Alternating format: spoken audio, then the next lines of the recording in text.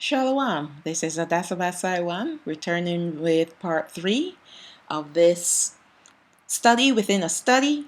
It is revisiting the second Exodus of the Northern Kingdom, part 3, and how we're pulling everything together, because now we're looking at the second Exodus of the Northern Kingdom through the lens of the book of Revelation. So we're pulling it all together, the prophecies and what is to happen, and actually going into more details of what will be occurring for the Northern Kingdom when they start their journey. Well, this is part 3. So now at this point of time, they are coming to the ending of their journey. Now, originally it was supposed to be one study, then it became 2, then it became 3, and now it is 4. I am not the kind to rush to get the point out, to get the lessons out, as far as trying to squish everything all together, because I believe in precepts and going to the scriptures and the Apocrypha to build a strong foundation, and thereby having a strong house. All right, many people, they build on sand. Now what happens?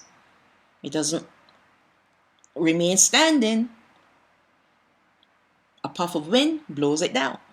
A drop of rain causes it to collapse. All right, so I'm going into detail, great detail, using lots of precepts, scriptures, historical accounts, to bring this and all of my other studies together. So in this particular study, we're going to look at the book of Joel, chapter 2, in greater detail. And what we're going to really focus on we're going to focus on the Northern Kingdom, now that they are sealed, because there's a transformation that takes place. All the while they're traveling, they're being weeded out. The rebels are being weeded out. And now they are at the point where they're sealed. Now they are in covenant with Alahayam, because they have completely submitted themselves. All the rebels are gone. So now these are the righteous remnant of the people of Alahayam, of the 9.5 tribes of the Northern Kingdom. So what we're going to start with, the book of Joel, chapter 2, from verse 1 to 11. And then we're going to look at the verses and see what they say to us. Verse 1. Blow you the trumpet in Shalawam and sound an alarm in my holy mountain. Let all the inhabitants of the land tremble, for the day of Yahweh comes, for it is nigh at hand. A day of darkness and of gloominess, a day of clouds and of thick darkness, as the morning spread upon the mountains. A great people and a strong. There has not been ever the like, neither shall be any more after it, even to the years of many generations. A fire devours before them, and behind them a flame burns. The land is as the garden of Odan before them, and behind them a desolate wilderness. Yea, and nothing shall escape them. The appearance of them is as the appearance of horses, and as horsemen shall they run. Like the noise of chariots on the tops of mountains shall they leap. Like the noise of a flame of fire that devours the stubble, as a strong people set in battle array. Before their face the people shall be much pained. All faces shall gather blackness. They shall run like mighty men, they shall climb the wall like men of war, and they shall march every one on his ways, and they shall not break their ranks, neither shall one thrust another. They shall walk every one in his path, and when they fall upon the sword, they shall not be wounded. Verse 9. They shall run to and fro in the city. They shall run upon the wall. They shall climb up upon the houses. They shall enter in at the windows like a thief. The earth shall quake before them, the heavens shall tremble. The sun and the moon shall be dark, and the stars shall withdraw their shining.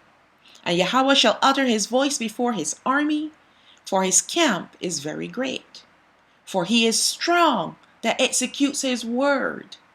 For the day of Yahweh is great and very terrible. Who can abide it? Joel chapter 2 is broken down in the following way. Verses 4 to 9 describe how the northern kingdom will appear before the Gentile nations around them. It also describes how they will acquire their great substance. Verses 1 to 3 and 10 to 11 describe the latter part of their journey. Now, it could be intentional the way how these verses have been arranged. And then again, we know that the wicked powers that be love to rearrange our scriptures. They've done it with the book of Revelation. They've done it with many of the Gospels. All right? And only through the instruction of Ruach HaKodesh will we be able to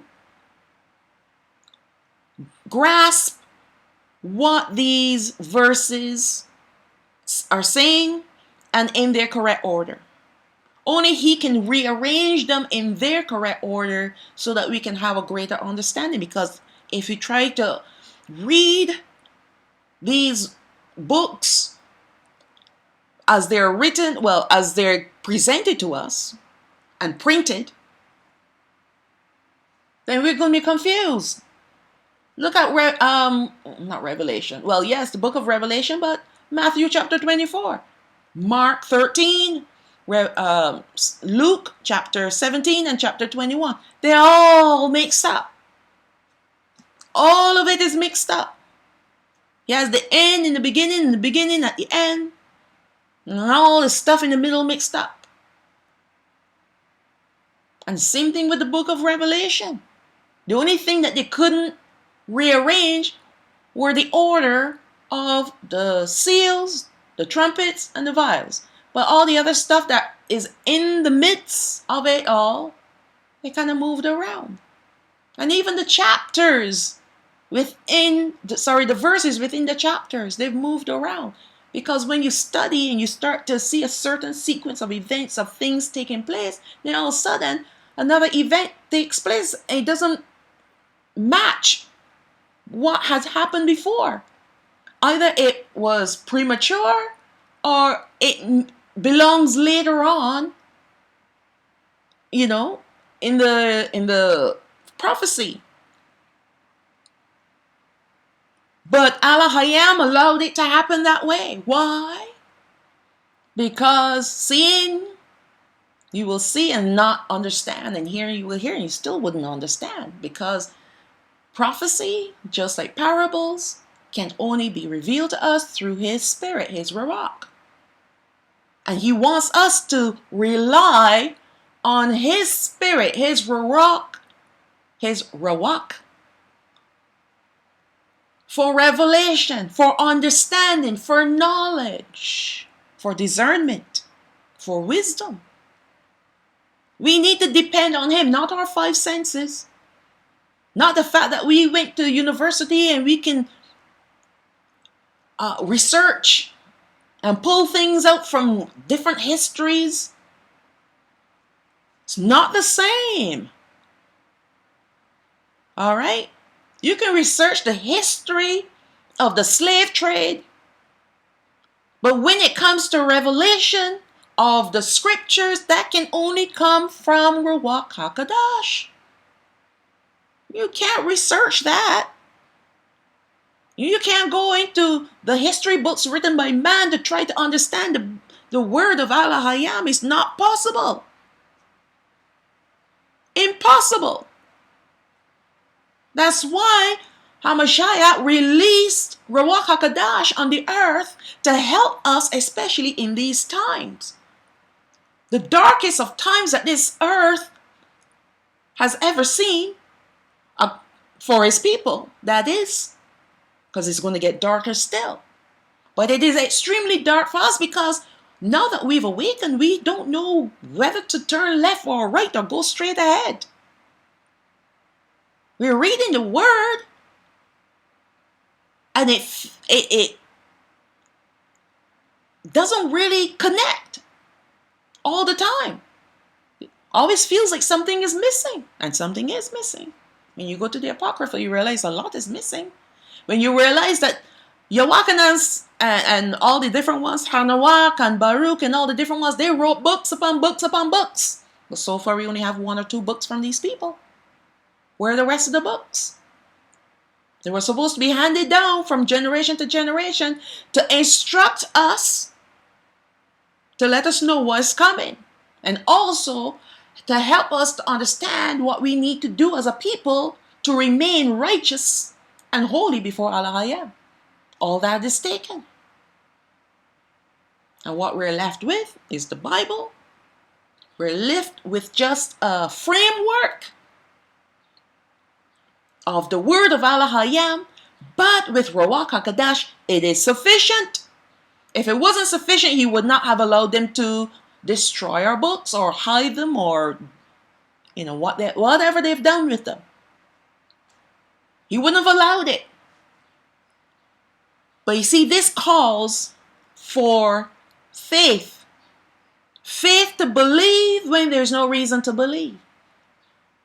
You hear what Ruach HaKodesh is saying, and it takes faith to believe it. Just because you're not hearing what other people are saying, the same thing, doesn't mean that it's wrong. Just means that he has not given them the revelation.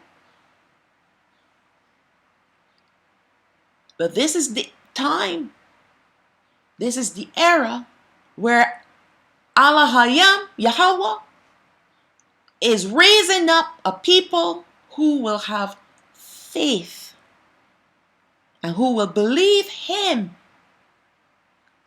All the word that he has spoken to us and walk in them. This is the season. Because if we don't, then we will perish. People don't want to hear these words. They don't want to hear the truth. When you go to the Gospels and you listen to what Hamashiach preached about,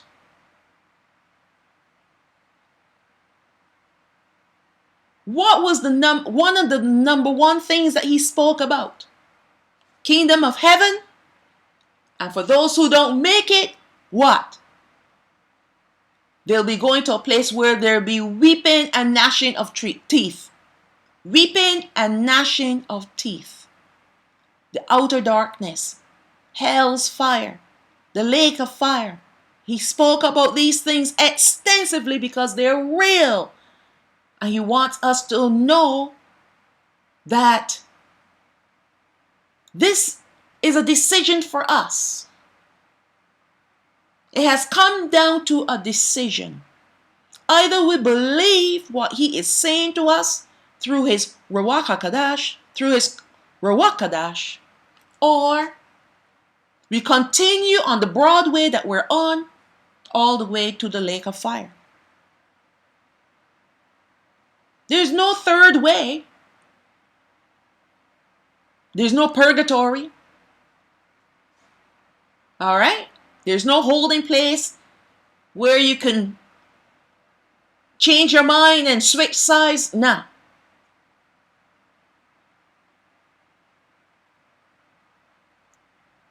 He is teaching his people through his Ruach HaKodesh. And only the disciples of Alahayam who are being taught by Ruach HaKodesh will understand the time, the season that we're in, and of course, the prophecies. No other way. No other way. The days have grown grossly dark because of the evil upon the earth. And yet we want to pretend that life, although it is a little dark, yes, we have some difficulties, but we can still make it through. Those are usually the ones that love this world and love living in this world. And you know why they love this world so much? It's because they hate Alahayam. They're not going to come right out and say it. They will not, because they're in denial. They will say to you, yes, I love Alahayam. I love his word. I believe in him. But then they say, well,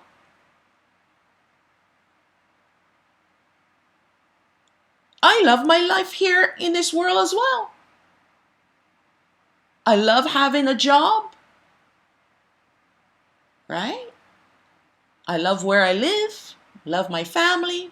Sure, I'm not telling you to hate your family or hate your life.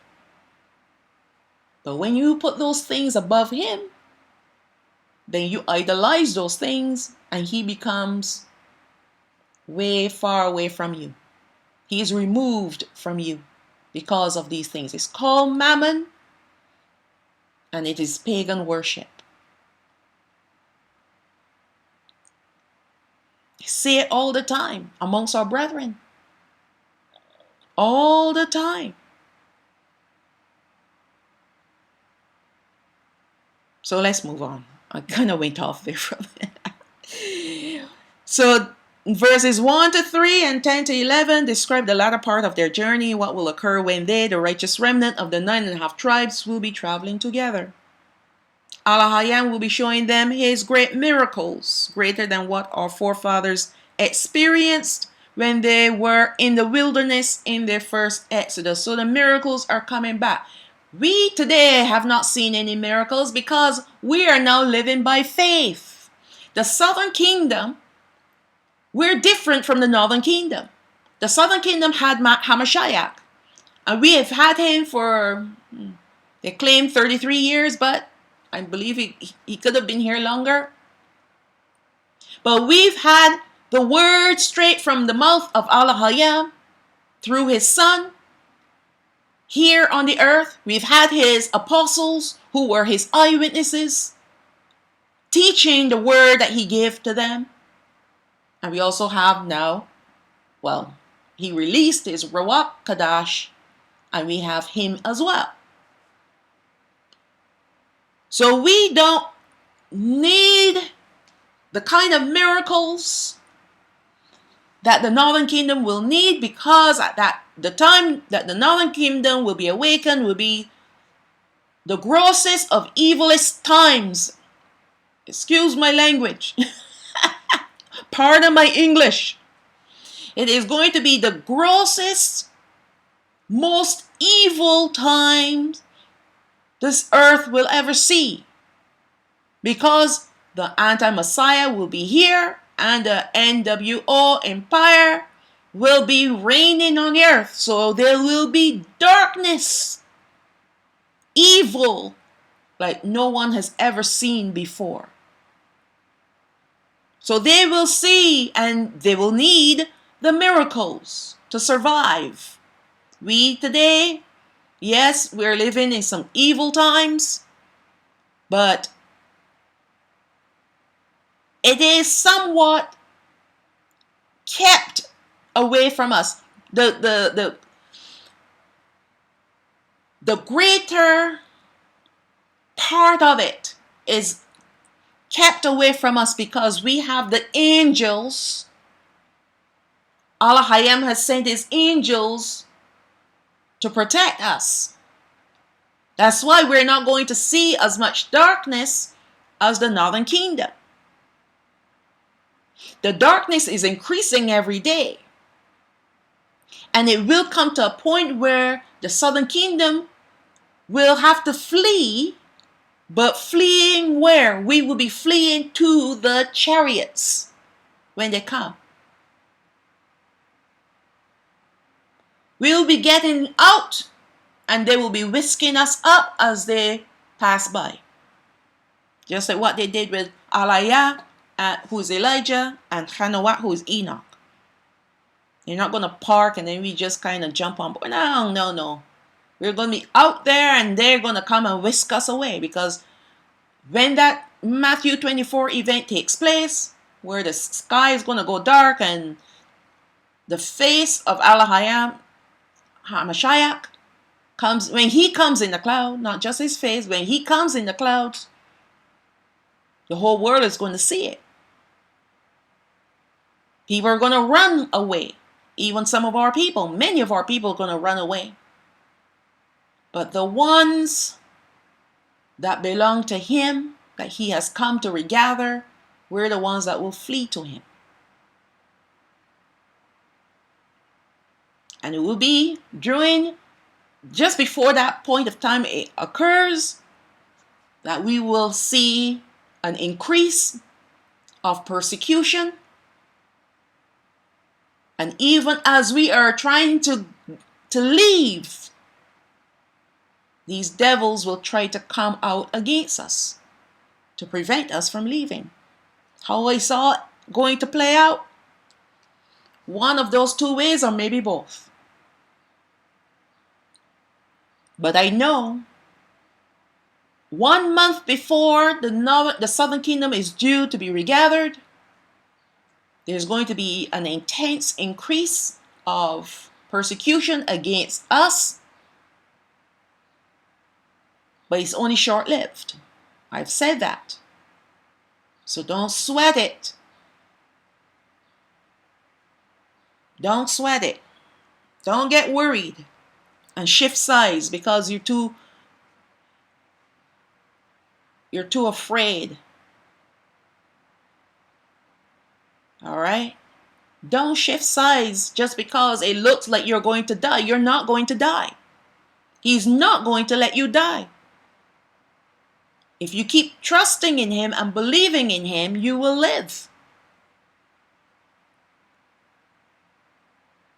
And you will be rescued.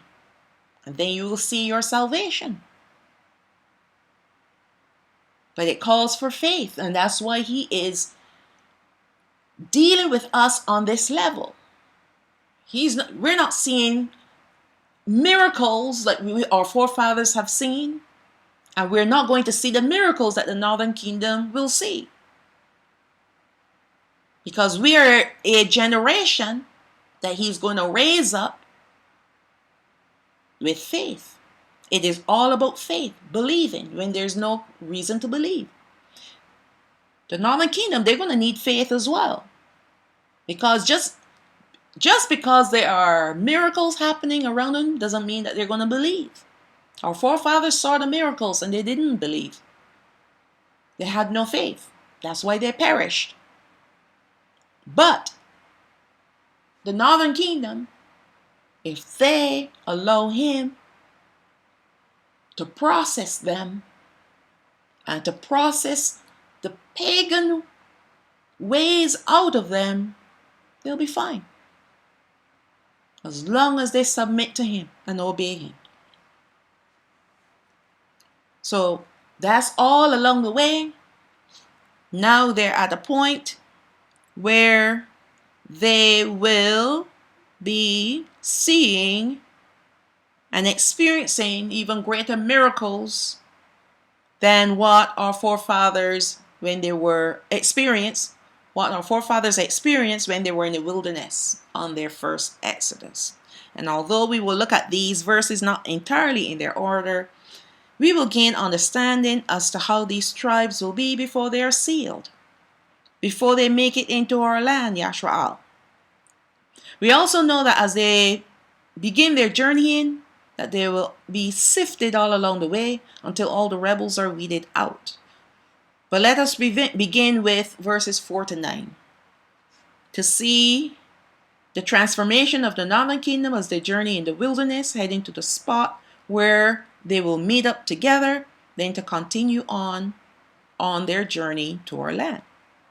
So the appearance of these people will be like a mighty army, moving in an orderly fashion, an orderly manner. Certainly not chaotic or jostling each other. So when he brings them out, he's bringing them out like armies. All 9.5 tribes. There'll be 10 groups of people. And they'll be coming out like armies. They're going to be coming out in an orderly manner. And that's what's going to cause the whole world to be in awe of these people, because of the manner in which they are coming out. He's going to give them an appearance. All the Gentile nations around them, when they look upon them, they're going to have a certain appearance. Let's see what that appearance is. Joel chapter 2, verse 4. So I'm going to pull these verses out to show you something. The appearance of them is as the appearance of horses and as horsemen. So now so shall they run. So now they have this appearance, and this is what Alahayam does. He can project an image upon his people so that the nations around them can see what he wants them to see. And what he wants the world to see is that he's bringing out his mighty armies. So they're going to look like horses and horsemen. And not only that, verse 5, like the sound of chariots on the tops of mountains shall they leap. So they're going to have this sound of chariots. So not only do they have the appearance of these awesome mighty armies that look like horses and horsemen, but they also have a sound attached to them. So when they're moving, they're making sound. The sound of chariots. Where? On the tops of mountains. Do you know what that sounds like? Because they're going to echo when you are on top of a mountain. I'm not talking about like Mount Everest or you're on top of a very high hill, like a mountain. And you make a sound, what do you think happens? It starts to echo. And echo, and echo, and echo. So these sounds, this noise of chariots on the tops of mountains, going to be echoing around the world. They're going to be echoing around the nations around them, the Gentile nations around them. That's what they're going to hear.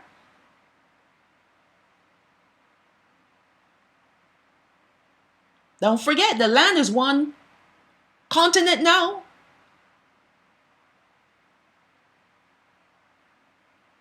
Verse 7, as a people, a strong people set in what? Battle array, more army talk. He is portraying army image upon his people. Because they're not coming out looking like beggars. They're not coming out looking like old men, young men, lame, limp, blind. Although you're going to have all of those in the mix. They're not going to, the nations around them, they're not going to see them for what they really are. The lame, the blind, the deaf, the woman pregnant, the women with children, the old, the young. But what image Alahayam is going to project upon his people is that of a mighty army. And that's the miracle there. Verse 7, they shall run like mighty men. They shall climb the wall like men of war. More army, lingo, men of war. And they shall march everyone on his ways, and they shall not break their ranks. So only armies march, and armies have ranks too. So this is a very strong image that Alahayam wants us to see. That when these people come out, they're coming out as a mighty armies, which will become one army, one great people. Verse 8, neither shall one thrust another, they shall walk everyone in his path. So when you have an army marching before the general, when they do those exhibition walk-bys thing, they all walk by marching in step with each other. Everyone has their own path. One is not going to step before the other one steps, otherwise it will cause confusion. Then they'll be thrusting themselves and jostling against each other. So when they all march, they're all gonna walk at the same pace, at the same time, and they have their own path that they will take, because he is not bringing these people out in confusion. He is bringing them out in his order. They're going to be order, his order. And another thing too, you know how our people love to be top dog? I'm the leader. No, I'm the leader. There'll be none of that. None of that. That's why he's got to weed out those kinds of people that want to be top dog, that want to be a leader. You do what I say. I believe we need to do this. We have to go.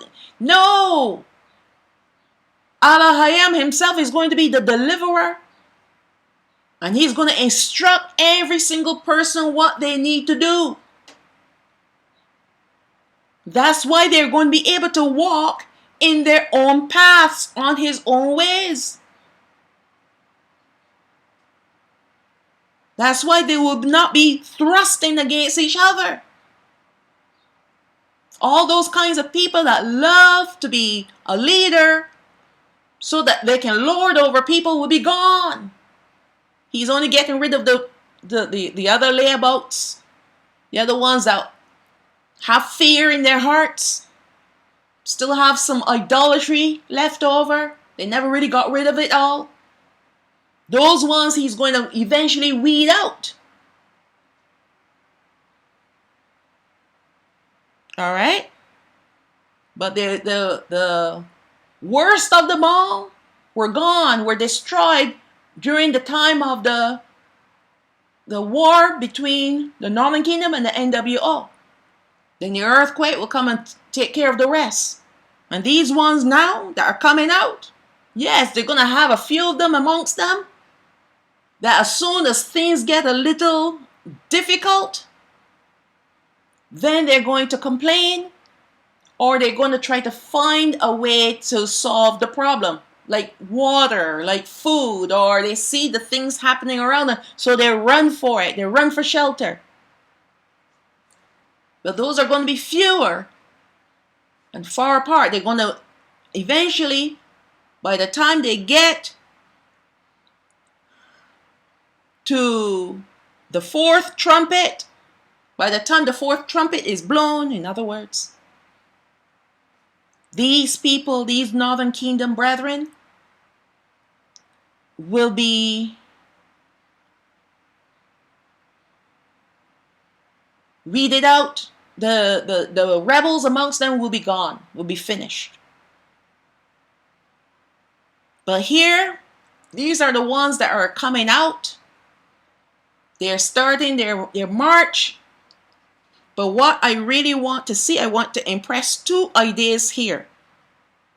That the Ha'aba is bringing them out like armies. And the second thing that I also want to impress here is that as they pass through the cities and the villages, he is going to instruct them to go into certain houses to collect what substance they find in there. They're going to be collecting their substance. They're going to collect their wealth all along the way. By the time they reach each other, by the time they become one kingdom, the 9.5 tribes, they're all collected together and now they're moving as one mighty army. They're going to be having great substance with them. Because all along the way they've been collecting stuff. That's why he said they're going to climb the wall like men of war. They're going to be agile. And remember, because of the NWO war and also the great earthquake, many people are going to die. Many people are going to die. And when they die, what do you think they're going to leave behind? Their substance.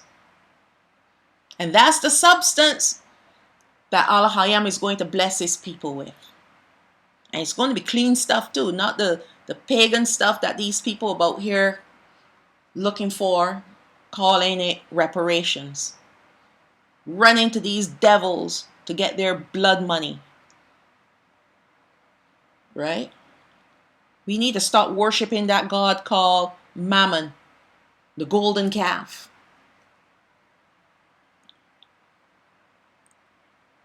Verse 11, and Yahweh shall utter his voice before his army, for his camp is very great. His armies, they're great. So this is how he's bringing out his people like armies. And that's how they're going to be traveling. They're going to travel through the wilderness like armies. And I already explained how they're going to march. Who is farthest away from the meeting point will have the least amount of time to rest. They're still going to rest for a day or two, as compared to the ones who are closest to the meeting point where all will converge together. They're going to rest the longest. Why? Because they will all converge together and meet at this one particular point where they're all going to move off together towards the land of Yasharaal. Okay. These are a few extractions from the book of Joel, which we will now look at in greater detail. Yahweh always viewed his people, the 12 tribes, as his armies. In the past, he commanded them to move within their tribes and within their clans to keep order when they traveled and when they camped. It was also for this reason why they were instructed to camp within their tribes in a particular order around the tabernacle. The manner in which they camped around the tabernacle was the same way in which they traveled. In the future, when the northern kingdom will be awakened to their true identity, Alahayam will also instruct them as to their clans and their tribes. He's going to let them know who they are. Just like how he awakened us to let us know who we are. We may not necessarily need know the clans right now. We don't need to know the clans because we're coming out in the chariots.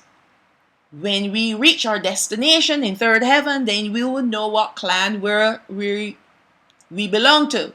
Most of us know the tribes that we're coming from. It's either Yahawada, Banaya, Mayam, which is Benjamin, or from the half tribe of Lawai, which is Levi. So there are only 3 tribes that we could, well, not that we can choose from, but only 3 tribes that we can belong to. That's the better word. There are only three tribes that we can belong to. And Yahawada is the largest of all the tribes, has always been the largest. So majority of people, even the wicked ones, are from the tribe of Yahawada. Banaya Mayam, which is Benjamin, has always been the smallest tribe. And then we have the half tribe of Lawai. So people may not always know which tribe they're from.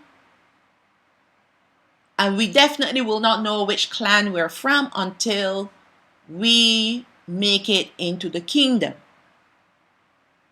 All right. Some people will know, and then there are some people that just don't know. But I firmly believe that if you don't know that which tribe you're from, how can you know about the kingdom of heaven? Because it is necessary for us to know which tribe we're from. You need to know which tribe you're from. You don't have to know the clan. It's not necessary for us to know the clan, because the northern kingdom need to know which clan that they're in, because it helps to bring order while they're marching. But if we're going to be taken up in chariots, we're not going to be taken up in clans. We're going to be taken up by individually. And then when we get there, then we will know by revelation the clans that we're from and the families, because the clans are like an extension of families. You have the families, and then the families grow to such a size they become clans within the tribes. So if you don't know what tribe you're from, you need to pray and ask the Father, ask Ha'aba, what tribe am I from? And he will tell you. Don't think that you need to wait to get that knowledge. That knowledge is there for you to have.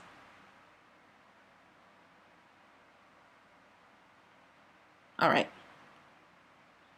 It will be in this order once again, when he is ready to bring them out, that they will travel within their clans and tribes. It is this precise order of the exodus of the northern kingdom that will cause the world to be in awe, because they will move out like mighty armies, no jostling and no thrusting against each other. So please refer to part 1 to see how these tribes will be moved out from the lands of their captivity. The world will see these tribes moving with their flocks and herds and will try to hamper their progress, but Alahayam will fight for them, as he will be their deliverer. He will guide them through the wilderness, much like our forefathers were led through the wilderness. And just as our forefathers were organized in their clans and tribes, with princes over them, so will he once again raise up his own leaders to lead his people in these clans and tribes to their destinations. He's still going to need leadership. Even us, that the southern kingdom, when we make it into the kingdom of heaven, we'll still have to have leadership. Of course, Alahayam is our leader. Hamashiach is our king. Of course, that is what it is. All right? That goes without saying. But within us, we still gonna have some order of leadership. And it's not to lord over people, to tell them what to do, because we will know what to do. But it is just the way how he arranged us, just like he arranged the angels. The angels, they have ranks amongst them, so they know their place. And it's the same thing with his earthly people, his earthly army. His heavenly army, they have ranks and positions, and they have specific duties. The same thing is going to happen to his earthly armies. They're going to have their ranks, their positions, and their duties. And no one's going to try to be head honcho, because those kinds of people with that nature, they're gone. Completely gone. So he himself is going to establish his leadership. And it's not to lord over the people. So he will once again raise up his own leaders to lead his people in these clans and tribes into their destination. Alahayam will not have another Masha because this time around the people must be prepared to receive the instructions directly from him. His leaders are only there to keep the order and the peace. So especially these ones that are coming out, of course, in the beginning, when they start to see the troubles happening around them, they're going to be the few that will try to create some sort of chaos. And it will be up to the leaders to keep the peace, to help keep the peace and help to keep the order. To remind them, Alahayam is our deliverer. He's delivered us up to this point, and he will carry us all the way home. So let's not listen to these foolish ones. If they want to go off and look for water or look for shelter, let them go. But we remain where we are, and people will listen to them, because Alahayam has raised them up to be his leaders. So when they speak, the people will listen, except for the foolish ones. All right. And unlike our forefathers, when they were in the wilderness, in the first Exodus, they were supposed to go up to the mountain, Mount Sinai, to receive the law written on their hearts. All right? The Father gave them 3 days to cleanse themselves. And all they did is wash their bodies, wash their clothes, stayed away from their wives for 3 days, but they did not deal with the idolatry hidden in their hearts. And so when he came down upon the mountain, they grew fearful, and they knew that because he is so powerful, if they should risk going up the mountain as they are, or as they were, they will die. It was instinctual. Why? Because of the hidden idolatry in their hearts. They might not even have realized it, but what they were saying was true. When they told Masha, we cannot go up to the mountain, otherwise we will die. Because Alahayam, he does not like these other gods. And any god that comes before him, he destroys. Look at what he did with Dagon. When his ark was in the same room with Dagon, the god of the Philistines. Look what he did to that god. So because they had gods in their hearts from Yasharaal, which is Egypt, which they did not get rid of, they couldn't go up to the mountain. So therefore they couldn't get the law written on their hearts. And in the end, what happened to them is that they perished in the wilderness. He destroyed them in the wilderness. And it's the same thing with us today. The southern kingdom, if we don't have the law of Alahayam written on our hearts, which shows that we are in covenant with him, then we also will perish. Everyone now must come to him to allow him to write his law on our inward parts. And it will be the same for the northern kingdom. Every single person must know him for themselves. They can't go to another person and say, teach me or tell me what he said.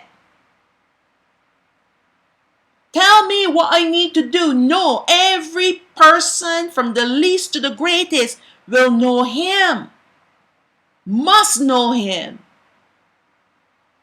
Because he has written his law on their hearts. And in order for that to happen, they have to have a heart that is not stony, but a heart that is made of flesh, a heart that he has circumcised. That also means relationship.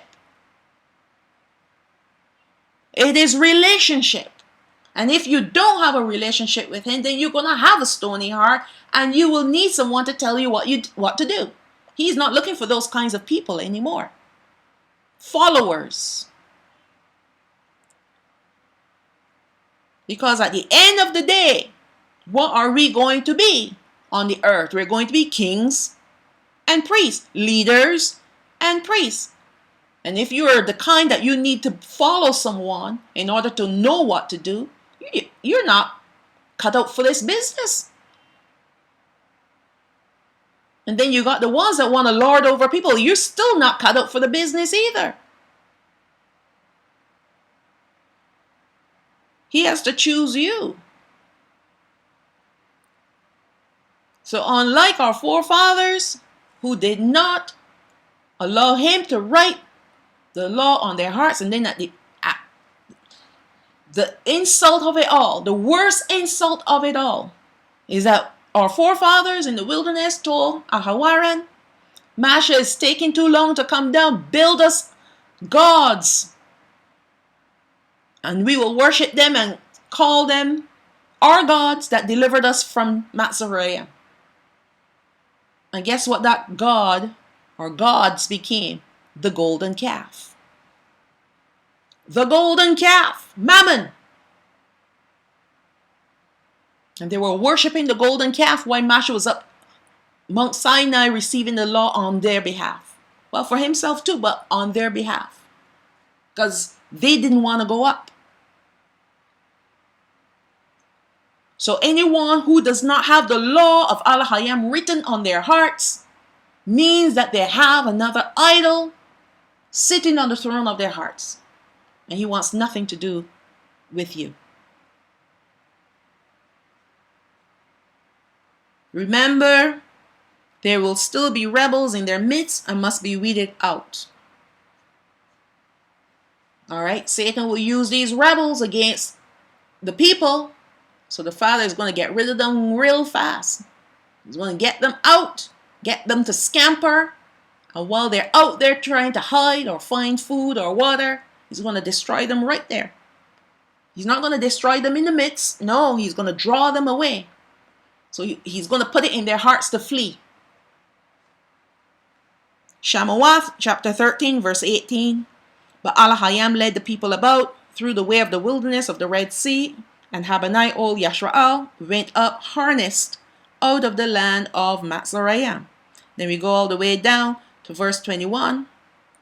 And Yahweh went before them by day in a pillar of a cloud, and led them the way, and by night in a pillar of fire, to give them light, to go by day and by night.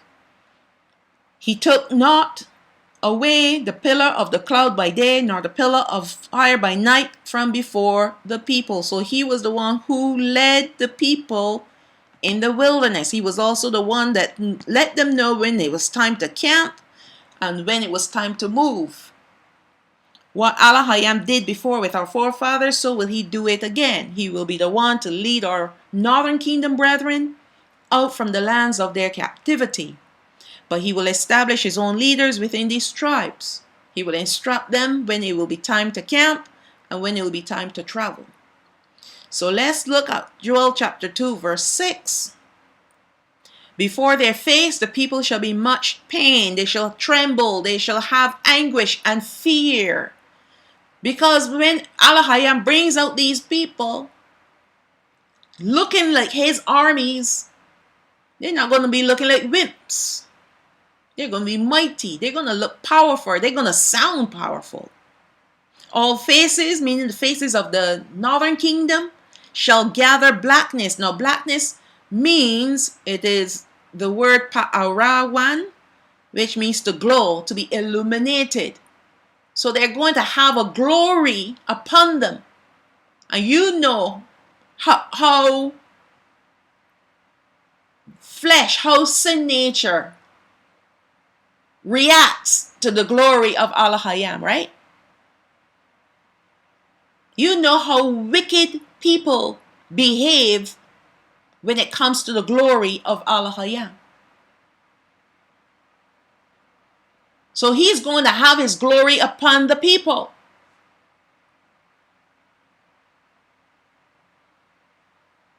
And yes, I know that the rebels, he's going to have it upon them too.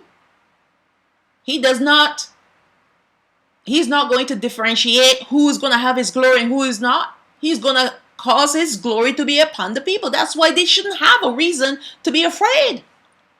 People around them are already afraid. And yes, of course, they're going to want to break out against them. That's the nature of Satan. He wants to destroy. And he wants specifically to destroy the people of Alahayam, the children of Yasharaal. So he's still going to send his armies behind these ones. And Alahayam is going to permit it because he is using Satan or the Satans like a tool.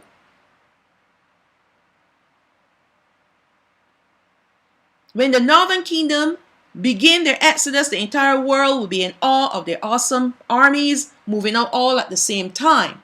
Not only will they be awesome to behold, but their faces will glow with the glory of Alahayam, bringing fear upon the nations around them, like what he did for our forefathers when they were in the wilderness. Many of the Gentile nations will hate them, yet at the same time they will be in anguish because they will try their best to destroy them but would not be able to. You're going to be afraid of them, but then at the same time they hate them so much they want to destroy them because the Most High is going to provoke their hearts to come out after them. Just like what he will do, if you remember Ezekiel chapter 38, when he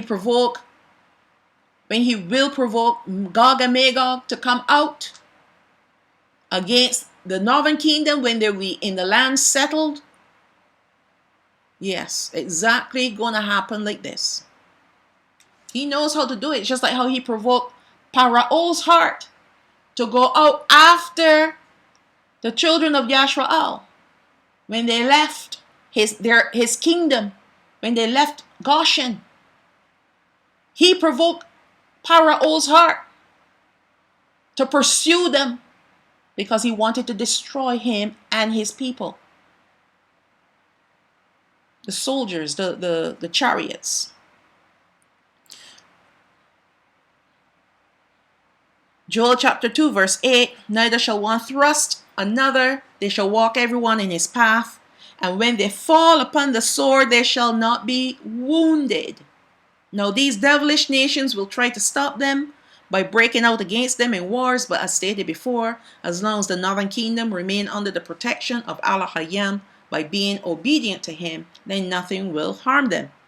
There will be attempts to destroy them, but they will not be successful. Now this sentence, they shall fall upon the sword, is giving us insight. A sword speaks of war. But the words fall upon can be misleading, as it means that they will encounter. It doesn't mean that they're going to fall down on the ground upon the sword, a literal sword. It means that these Gentile nations are going to break out against them in wars, to war against them. So the northern kingdom will encounter these wars. That's what this sentence, and they shall fall upon the sword and they shall not be wounded. That's what it means. They shall not be wounded because they will not be able to come near them. They're protected as long as they stay with the group. So it means that they will encounter these warring armies who will come against them. Remember that Alahayam will allow certain situations in order to prove what is in the hearts of these people, the northern kingdom. He is fine-tuning them. The sifting is becoming finer and finer till he is left with the purest. He is left with the finest, which is called the righteous remnant. The southern kingdom will be taken in chariots, therefore they will have no need of substance. All you people out there thinking that you're going to get great substance and you're packing your bags and you're waiting for reparations and all these crazy things that you're hearing other people talking about. Okay, you might get that stuff, but you're going to perish. I'm not joking. Any money that these people give to you is considered cursed. I'm telling you. Anything that these people give to you is considered cursed. What Alahayam has waiting for the southern kingdom, no money can buy. And it's greater than what money can buy anyway. Say you get reparations. Let me just say, for example, they give you $2 million, $2.5 million, and I'm being very generous. All right, they give you $2.5 million. Now you believe that you're going into the wilderness. What are you going to spend that money on? What are you going to do with that money? If you're going out into a wilderness, what are you going to do with that money? You're going to transport it with you? What are you going to do with it? What are you going to do with that money? What need do you have for money in this evil world? It is not necessary. It's not important for the southern kingdom. Sorry, it's the southern kingdom. We don't need substance. We are going to substance. We're going to our great inheritance.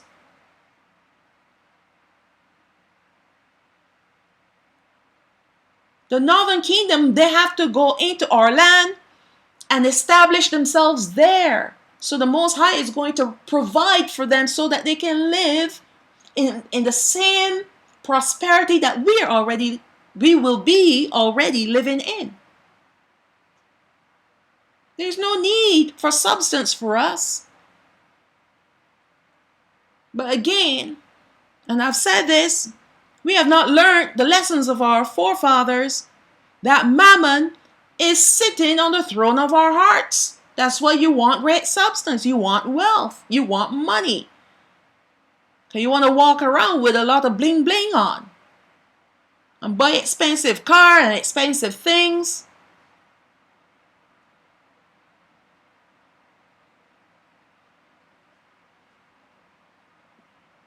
But the northern kingdom will leave with their substance and gather much more on the way.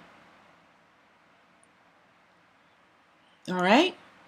Stop talking about this reparations. I'm so tired of hearing about this reparations and thinking that these people are going to give you something without strings attached.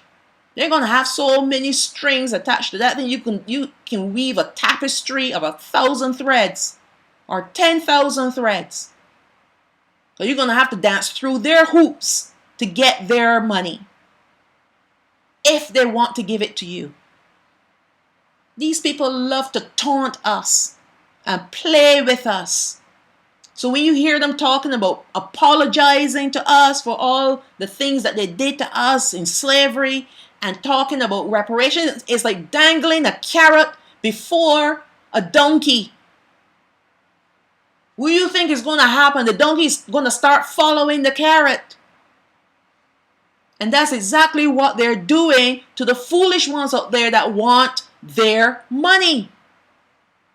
They're dangling it, dangling. Look, over here. Don't look over there.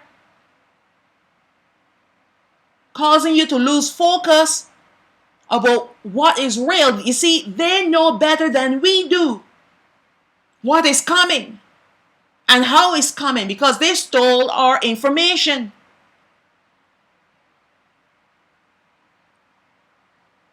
But if we listen to Rawak HaKadash, we will know what's coming and how it's coming. But if you're distracted and you're looking over here for reparations, you cannot be looking over there where the information that you need to have, the knowledge that you need to have so that you can get yourselves ready for the kingdom of heaven. It's all a distraction. Drawing you away back into the darkness where he can have a field day with you.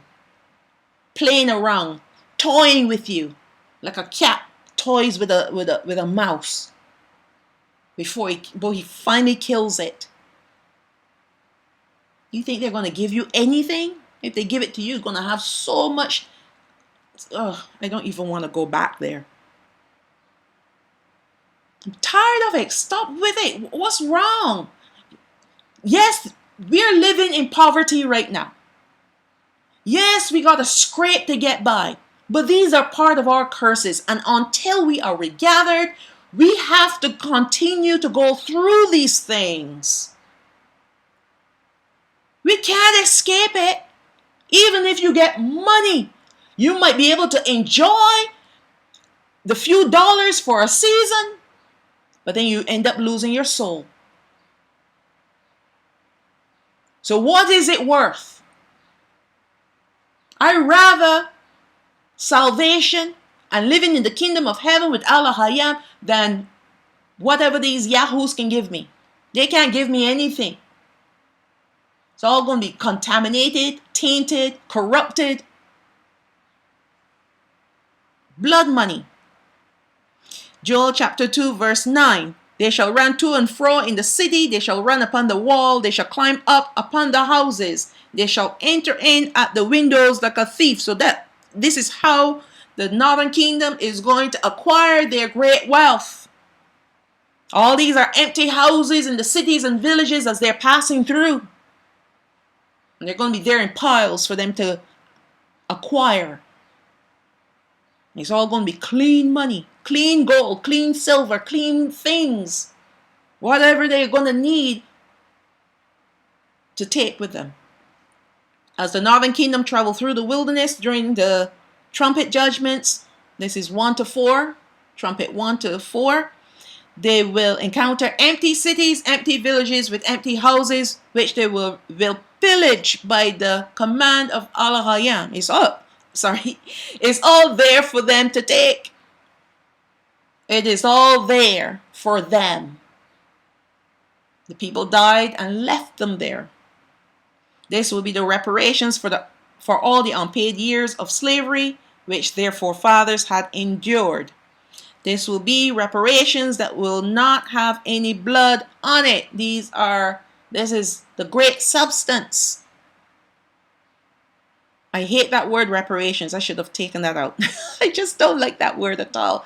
It is such an annoying word. Reparations for what? We brought this upon ourselves. Our forefathers, as a matter of fact, our forefathers brought it upon them and it was passed on to us. We really don't deserve anything except a good whooping. Anyways, and thankfully Alahayam is merciful. He is constant, and because of his covenant that he made, because of the covenant that he made with our forefathers, he's not going to renege on that. He's just going to wait out the rebels and wait for the righteous remnant to rise to the surface, and those are the ones that he's going to take care of. Anyway, I have it in here, so I'll leave it in. So this will be the reparations that will not have any blood on it, as Alahayam will have this wealth set apart specifically for his people. Just like the animals in the days of Noah, who is Noah, Alahayam set apart animals that were not contaminated by the Nephilim bloodline. So he'll do it again. He'll do the same thing with the great substance, which he will have for his people, the northern kingdom. It will be clean substance. No curses attached to it. The northern kingdom will endure their final 4 judgments, which are the 4 trumpet judgments. I know you feel like I've gone back again from the beginning, but I had to go back to the beginning of the Exodus to explain Joel chapter 4 to 9. All right? That's all I'm doing. But we know how it's all going to play out. So I'm just I'm doing like a refresher, a review kind of thing. We know that they will see and experience the horrors, which are the 4 trumpet judgments all along the way before they encounter the other tribes and become one nation of the northern kingdom again. So they have to go through this to become that one nation again. They've been separated. Even as the northern kingdom, they've been separated. They've lived separate lives. They don't even know each other. So now he's going to bring them back. He's bringing them out. And he's bringing them together to be one nation called the Northern Kingdom again. The house of Yasharaal. We know that they will see and experience the horrors breaking out around them, yet these judgments will not touch them as long as they remain obedient to Alahayam, just like the wars that will break out against them. If they flee in fear or in search of water or food, even if they fight against the enemies that will come against them, some of them will be tempted to, because they fought against the New World Order, remember? So they're going to feel, well, these people are coming to war against us. We need to protect our loved ones. So we're going to break out in war against them. So this is where the leaders come in and say, no, no, no, no, no, no, no. We don't need to fight anymore.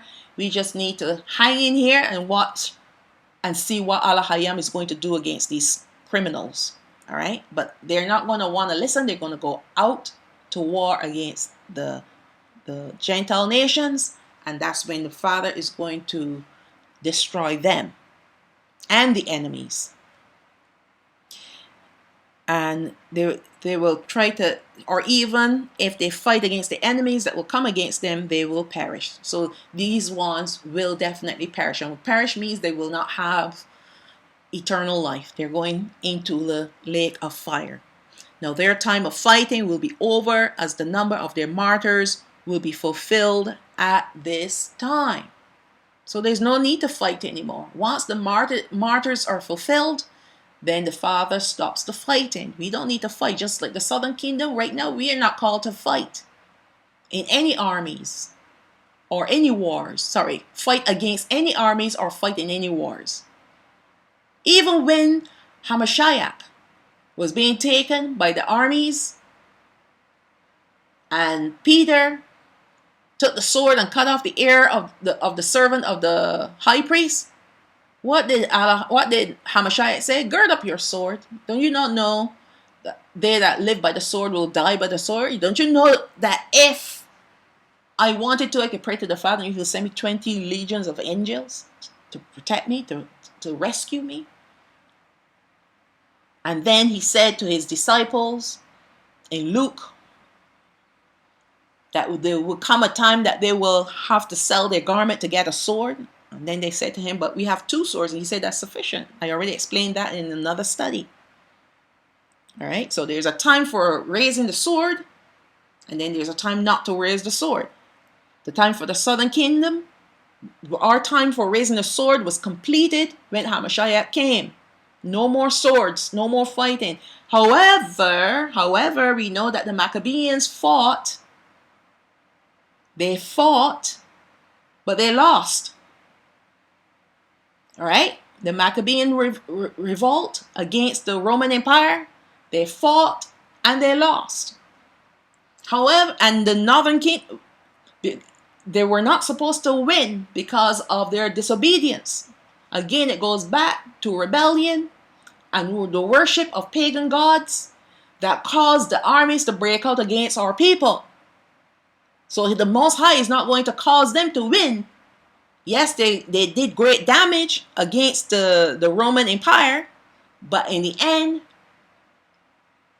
they were enslaved. The Northern Kingdom, when they start to fight against the New World Order, they too will do some damage, but they will be prevailed against, just like the Southern Kingdom. The Father has done it this way for a reason. There's a number of martyrs that need to be fulfilled for both the Southern Kingdom and the Northern Kingdom. When the number of martyrs are fulfilled, then we don't fight anymore. We don't need to fight. So these ones that decide they're going to go out there and fight against the enemy because they fought before and, it's not going to work out. Not going to work out. They're going to perish. So let's see where I left off. Their time of fighting will be over, as the number of their martyrs will be fulfilled at this time. There will always be some that will try to take matters into their own hands, but this will be their chance to choose who they will serve once and for all. Alahayam will use these judgments to try them, to continue to prove what is in their hearts. So all of this is all part of Him proving them, and proving them. Are you going to listen to me now? Are you going to be obedient? I don't want 95% 95% of obedience. I want 100% obedience. Joel chapter 2 verse 10, the earth shall quake before them, the heavens shall tremble, the sun and the moon shall be dark, and the stars shall withdraw their shining. And Yahweh shall utter his voice before his army, because he's with them. He's guiding them, he's leading them. For his camp is very great, for he is strong, he is mighty. That's why he's called Hashaddai. For he is strong that executes his word. For the day of Yahweh is great and very terrible. Who can abide it? Who can endure it? Now the judgments of the northern kingdom are complete. They have all caught up with each other. The rebels are all weeded out. And they're nearing the end of their journey. But not quite there yet. It is here at this point of time that they will be sealed before the fifth trumpet judgment begins. So the sealing must take place, and then we'll have the fifth trumpet judgment, which is the first woe, and then the sixth trumpet will be the second woe. As they're walking through the land toward the land of Yasharaal, they will be walking in immense power. Now these are the righteous remnant of the northern kingdom. These are the ones that are going to be in covenant with Alahayam. These are the ones that are totally sold out to him. They are full of faith, all right? Believing in him, trusting in him, and obeying him, and walking in all of his laws, his commandments, his judgments, and his statutes. These are mighty people. And now they've become even mightier. It will cause the earth to quake and the heavens to tremble. This is also the time where the vengeance of Alahayam will begin on the inhabitants of the earth, starting with the two woes, the fifth and sixth trumpets. These will be dark days indeed. Yet none of these plagues will affect the northern kingdom in any way, because they'll be sealed.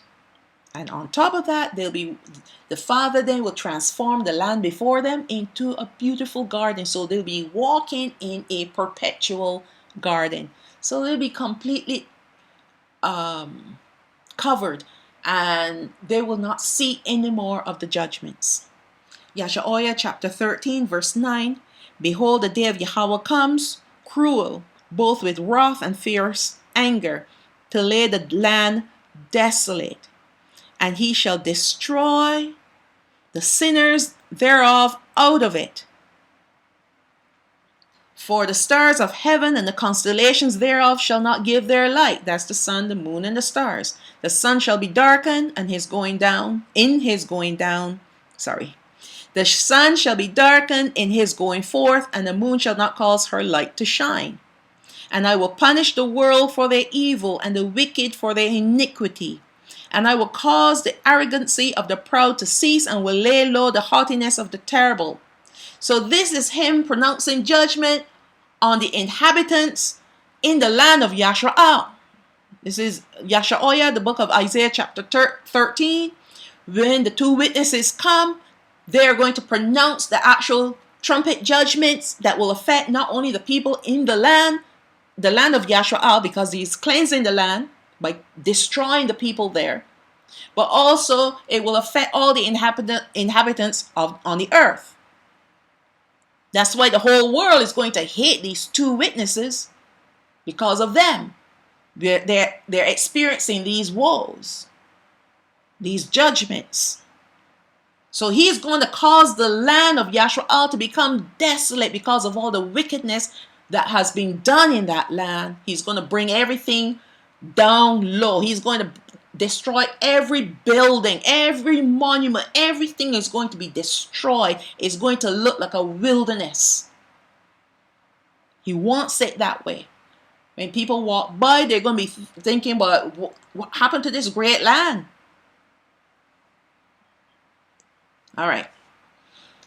And I will punish the world for the evil and the wicked for the iniquity, and I will cause the arrogancy of the proud to cease, and will lay low the haughtiness of the terrible. I will make a man more precious than fine gold, even a man than the golden wedge of Ophir. Therefore I will shake the heavens, and the earth shall remove out of her place in the wrath of Yahweh, Ol Sabaoth, that's Yahweh of hosts, in the day of his fierce anger. So he is coming with his judgments on the earth, and he's going to deal with the people in our land to get them out one way or the other. Either you die or you leave. And many are going to die in that land, and the few that are left, they're going to leave and return to their own lands. That's the end, the rest of Yasharaal chapter 13. But we're not going to go there. We already covered that before in a previous study. Now, this mighty army of Alahayam, made up of the 9.5 tribes of the northern kingdom, will be something to behold. While they are traveling through the wilderness, the remaining trumpet judgments, the 5th and the 6th, are being carried out, not only clearing the land of Yasharaal once and for all of its illegal inhabitants, but the entire earth will feel the wrath of Alahayam. Yet this is not all of his wrath just yet, because the vials, the 7 vials are coming. That's his wrath. But he's starting to pour out his wrath even now. Right? It comes in waves, and it gets harder, harsher, and harsher yet. So we don't really have to go through the harshness of his wrath just yet. We just got to go through some of the judgments.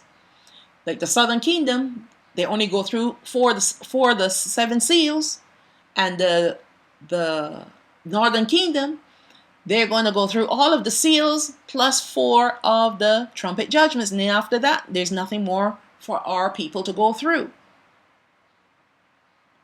All right? And that's not the worst of it all, because with each judgment and each batch of judgment, it becomes harsher and harsher still until you reach the 7 vials. Now you're going to see some business from Alahayam. Now you're going to taste his wrath. Alahayam will command. This is still the time of the 2 witnesses in the land of Yasharaal doing their part in pronouncing these judgments. Alahayam will command his trumpet judgments to be blown in his sanctuary, also called Shalawam, and his servants, the 2 witnesses, will speak his words of judgment on the earth. Who will be able to bear these torments? For they come with great pain, darkness, and even death. Only those who submit to him of the Gentile nations will abide, will be able to endure. He's not going to destroy all of the Gentile nations. There are going to be few of them that he's going to help. Why? Because they submit themselves to him. Joel chapter 2, verse 1 now. Verse 1 to 3 is dealing now with the righteous remnant of the northern kingdom. This is how they will be. Blow you the trumpet in Shalawam, and sound an alarm in my holy mountain. Let all the inhabitants of the land tremble, for the day of Yahweh comes, for it is near at hand, it's nigh at hand. Shalawam is the sanctuary of Alahayam in heaven, where he is, and it is here where the 7 angels will be prepared to blow his trumpets with his judgments.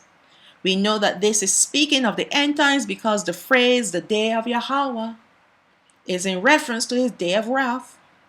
His day when he will execute his judgments on the earth, avenging the 12 tribes of Yasharaal. These 9.5 tribes, when they begin their exodus, will be transforming into the mighty people of Alahayam, just like our forefathers when they were in the wilderness. This transformation is due to the rolling away of the reproach that was upon them due to their Gentile ways. But now they will be becoming more and more like mighty men of valor. With each passing of the judgments, their hearts will be circumcised until it becomes the heart that Alahayam seeks after, and they become the holy nation of Alahayam. And here at this point of time, they are the holy people, the holy nation of Alahayam. Yasha'oya, sorry, not Yasha'oya, Yahawasha'o, this is the book of Joshua, chapter 5, verse 8. And it came to pass, when they had done circumcising all the people, that they abode in their places in the camp, till they were whole. And Yahweh said unto Yahawasha'o, this day have I rolled away the reproach, the shame of Matzarayam from off of you.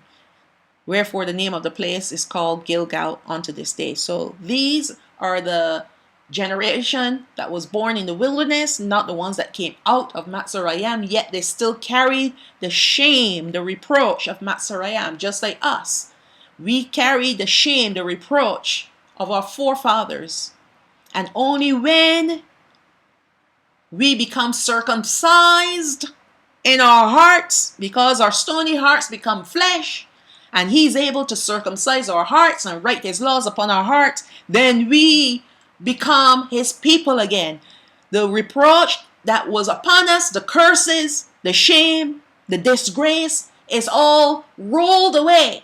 Because with that shame and disgrace and that reproach, it brings the wrath of Alahayam upon us.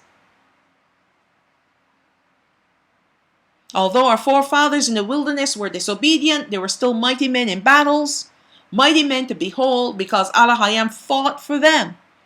This brought fear upon all the nations all around them, which created a safe passage for our forefathers. In the same manner, Alahayam will fight for the northern kingdom brethren as long as they stay the course. And he will once again cause the nations all around to fear them. So at this point of time, they have nothing to worry about. And they will not be worried about anything because they'll be walking in the fullness of faith, believing and trusting in Alahayam. Joel chapter 2 verse 6. This is how they are going to be completely.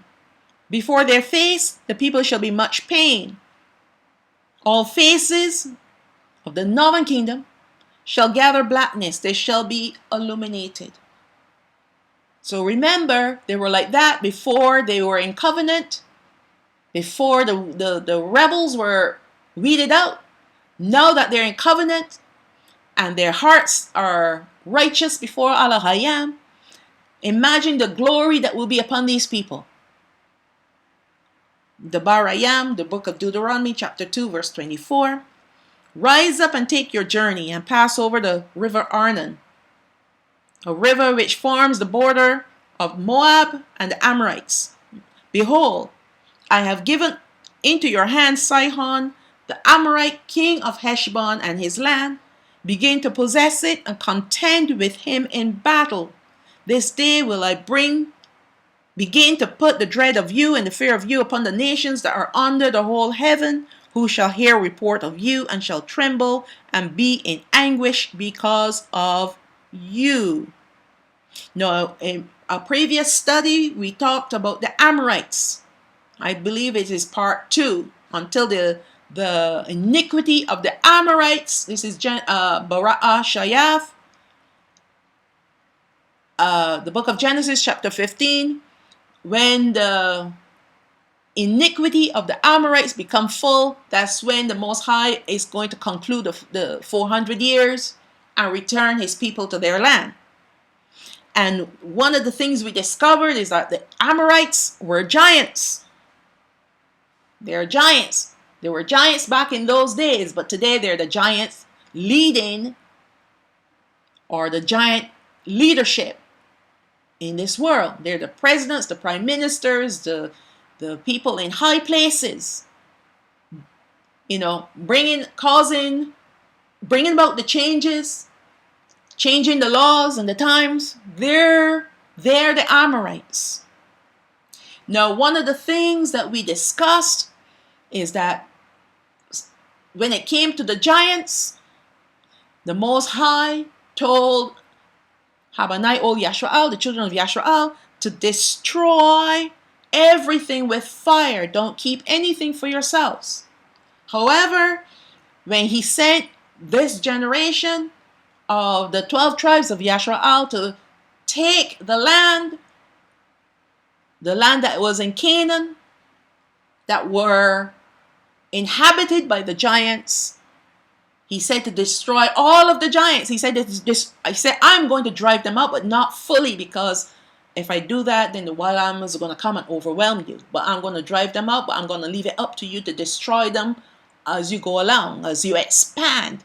And you need more space, just destroy the giants in the land till they don't exist anymore. And what did our forefathers do? They enslaved them instead. The agriculture in the land that we call Yasharaal, and the villages and the cities that these giants built were not contaminated. The Most High did not permit them to contaminate the agriculture, the vineyards, the orchards, all the different things that they planted. He has the ultimate of control. But all the other times when he said to the children of Yasharaal to destroy everything with fire, including the silver and the gold, is because it was all contaminated. But the land that he gave to Yasharaal was not contaminated. Neither were the villages and the cities that were built by these giants. They were not contaminated. Let's look at Yahawasha'o again, the book of Joshua, chapter 10, verse 41. And Yahawasha'o smote them from Kadesh Barnea even unto Gaza, and all the country of Goshen, even unto Gibeon. And all these kings and their land did Yahawasha'o take at one time, because Yahweh Alahayam of old Yasharaal fought for Yasharaal. So when he goes before us and fights for us, then we will be victorious, even against the giants. There's no one bigger than he is. Verse 43, and Yahawasha'o returned and all Yasharaal unto the camp of Gilgal. When he goes out before us, we will be victorious. When we walk in obedience to his word, walking in his commandments and obeying him, we will be victorious. The reason why we're suffering and we're seeing other people like our brethren suffering is because they're walking in disobedience. You can't have it both ways. You can't be living in the world and expect the blessings and the protection of Alahayam. Can't have it both ways. Even to fight against the giants, our forefathers were valiant because Yahweh Alahayam fought for them. He gave them the power, his power, to fight against an enemy that should have put them to flight because they were giants and they were like grasshoppers. But who can prevail against Alahayam? Not even the devils. They tremble before him. They're the ones that took flight. The prophet Joel prophesied that the trumpet was sounded in Shalawam, the holy sanctuary of Alahayam, upon the holy mountain of Alahayam. Yahweh only dwells in mountains, and his people will dwell in mountains. Truly, this prophet was speaking regarding the end times because of all the other evidence that he had spoken. Therefore, here we will see how this prophecy will be fulfilled with the trumpet judgments. The angels with the trumpets are in the throne room before Alahayam, and they're the ones that will sound his alarm in his holy mountain, in his sanctuary called Shalawam, to start his trumpet judgments on the earth. So they're blowing the trumpets in Shalawam, which is his sanctuary, which is the throne room of Alahayam. On the earth, the two prophets of doom, these are the two witnesses, will utter the judgments of Alahayam against the inhabitants in our land, Yasharaal, and also against the rest of the inhabitants on the earth. When these judgments begin, the inhabitants in our land will tremble as well as the inhabitants on the earth. They will tremble, but they'll still be disobedient. Revelation chapter 10 verse 2, and this is the revised chapter. And I saw the 7 angels who stood before Alahayam, and to them were given 7 trumpets. And another angel came and stood at the altar, having a golden censer, and there was given unto him much incense, that he should offer it with the prayers of all saints upon the golden altar, which was before the throne. So these 7 angels are before Alahayam in his throne room, and that's where Shalawam is, and that's where they were blowing the trumpets. Now these trumpet judgments will begin after the northern kingdom begin their second exodus, and will conclude when they arrive in our land, Yasharaal. Therefore, throughout their journeying, these trumpet judgments will be unleashed all around them, with the exception of number 7, of course.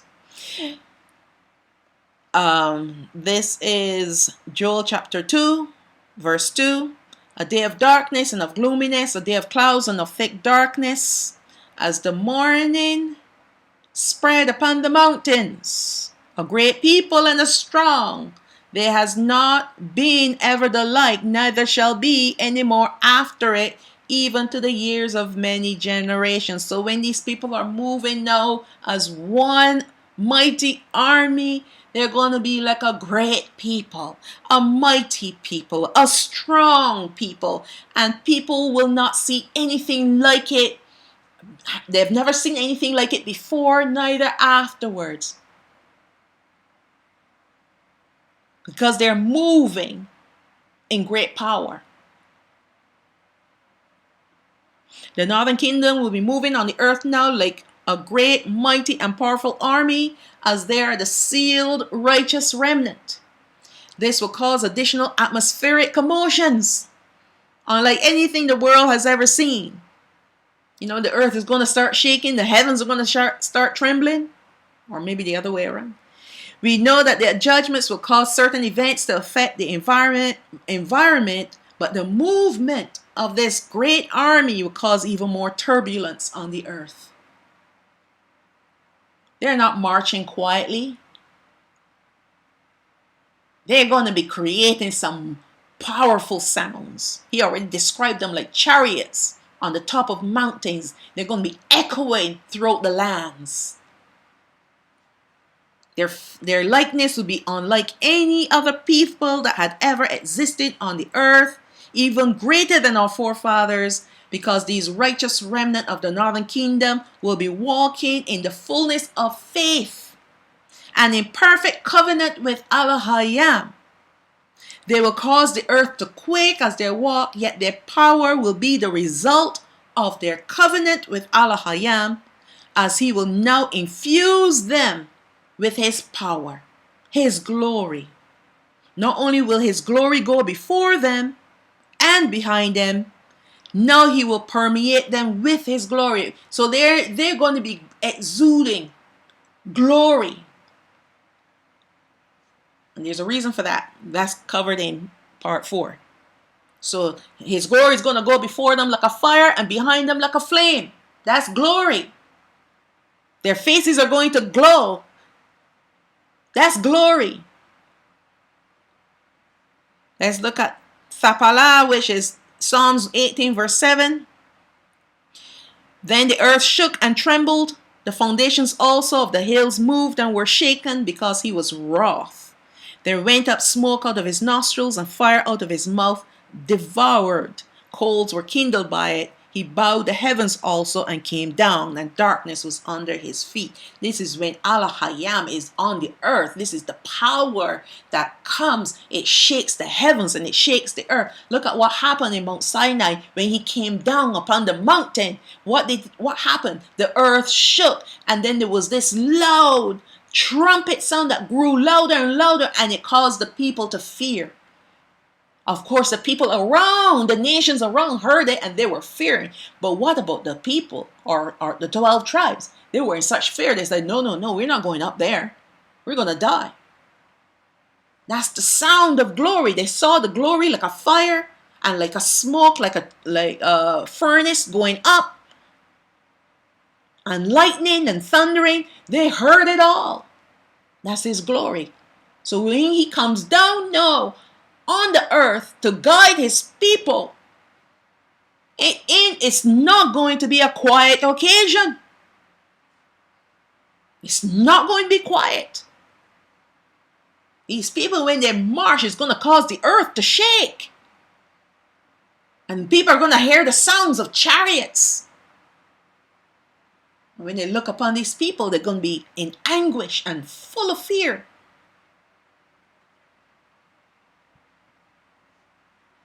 Tapala, Psalm 68 verse 7, O Alahayam, when you went forth before your people, when you did march through the wilderness, Salah, the earth shook, the heavens also dropped at the presence of Alahayam. Even Sinai itself was moved at the presence of Alahayam. Alahayam, O Yasharaal.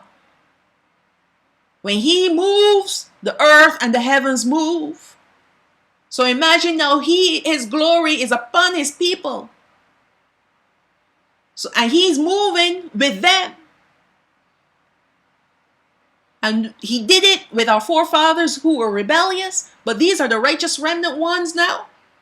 And they're full of faith, believing in him 100%. Imagine the glory and the power that they'll be walking in. Imagine it. Tapala, Tapala, which is Psalms 97, verse 2. Clouds and darkness are round about him. Righteousness and judgment are the habitation of his throne. A fire goes before him and burn up his enemies round about. His lightnings enlighten the world. The earth saw and trembles. The hills melted like wax at the presence of Yahweh, at the presence of Yahweh of the whole earth. The heavens declare his righteousness, and all the people see his glory. Confounded be all they that serve graven images, that boast themselves of idols. Worship him, all you gods. Even the gods got to worship him. All right. So when he moves, he's moving in power. And when his people move, when they begin to move, they're going to be moving in his power. This is Joel chapter 2 verse 3. A fire devours before them, and behind them a flame burns. The land is as the garden of Odan before them, and behind them a desolate wilderness. Yea, and nothing shall escape them. The glory of Yahweh will go before his people, and at the same time convert the wilderness before them to be like the garden of Odan. They will be walking in this perpetual garden all the way to our land, the land of Yasharaal, which will of itself be converted from the desolate state that it will be in after the judgments of the two witnesses into the likeness of the garden of Odan. So they're traveling in this perpetual garden, and then the land of Yasharaal itself will become like the garden of Odan. The fact that as they progress along the way in the wilderness, that now they are encountering only the blessings of Yahweh. It is further emphasized if they should look behind them to see the wilderness, the desolate wilderness where they had just passed through. So they'll be, if they're facing forward, it's a garden. If they happen to look behind them, it's a desolate wilderness. It's a miracle. Let's look at Yasharaal chapter 51 verse 1. Hearken to me, you that follow after righteousness, you that seek Yahweh. Look unto the rock where you were hewn, and to the hole of the pit where you were dug. Look unto Abraham your father, and unto Sarah that bore you, for I called him alone, and blessed him, and increased him. For Yahweh shall comfort Shalawam. He will comfort all her waste places. Now Shalawam was also, the temple in Yasharaal was also called Shalawam. It is a sanctuary. When you hear the word Shalawam, think of the sanctuary of Alahayam, whether it's on the earth or whether it's in the heavens. He will comfort all her waste places, and he will make her wilderness like Odan. So the Shalawam that is on the earth, remember when the two witnesses judged the people in that land and the lands around, the Gentile nations around, the whole earth. He caused the land of Yasharaal to become a wilderness, a desolate place, including Yasharaal, where Shalawam is located or was located. So now he's saying that he will comfort Shalawam, and he will comfort all her waste places, and he will make her wilderness, the desolate place, to be like Odan, and her desert like the garden of Alahayam, which is the same garden of Odan. Joy and gladness shall be found therein, thanksgiving and the voice of melody. So these people are heading towards the land, to all the other people around, the Gentile nations. The land is going to look like a desolate place, but by the time these people arrive, they're bringing the blessings of Alahayam with them, and he is going to convert that land instantly into the garden of Odan, like the garden of Odan. Verse 4, hearken unto me, my people, and give ear unto me, O my nation. He's speaking to the northern kingdom as a nation now. For a law shall proceed from me, and I will make my judgment to rest for a light of the people. My righteousness is near, my salvation is gone forth, and my arms shall judge the people. So his salvation, when they reach the land, now they can say, we are saved. This is their salvation. This is their salvation. The salvation for the southern kingdom is when they're taken in the chariots to the third heaven, to the kingdom of heaven. That's our salvation. And the salvation for the northern kingdom is the land of Yasharaal. Verse 5, my righteousness is near. I read that, but I'll read it again. My salvation is gone forth, and my arms shall judge the people. The isles shall wait upon me, and my arms shall there trust. Lift up your eyes to the heavens, and look upon the earth beneath. For the heavens shall vanish away like smoke, and the earth shall wax old like a garment, and they that dwell therein shall die in like manner. So this is end times. This prophecy is referring to the end times when the heaven and earth is going to pass away, and he's going to have a new heaven, the new heavens, the new earth, and the new Yasharaal. But my salvation shall be forever, and my righteousness shall not be abolished. Hearken unto me, you that know righteousness, the people whose heart is my law. So anyone telling you we're not on the law, we're on the grace, is lying to you. We don't need to obey the law because the law is obsolete or antique. They're lying to you, because the law has to be written on our hearts. If you try to live the law without Hamashiach, you'll be walking in your own flesh, and you're walking in works. But when you believe in Hamashiach, he has fulfilled the law and the commandments. When we now start to live according to the ways how he wants us to live, we will be living the law. We will be walking in his commandments, because he's fulfilled it. And because we believe in him and we trust in his word, and we are obedient to his word, we will live the law, and the law will be written on our hearts. That's why he said, the people in whose heart is my law. That's covenant, because you cannot be in covenant with Alahayam unless you have his law in your hearts. Fear you not the reproach of men, neither be you afraid of their revilings. Oh my goodness. Revilings. For the moth shall eat them up like a garment, and the worm shall eat them like wool. But my righteousness shall be forever, and my salvation from generation to generation. His righteousness will never pass away, neither will his holiness. That's who he is. He is righteous and he is holy. And the only people that will live and dwell with him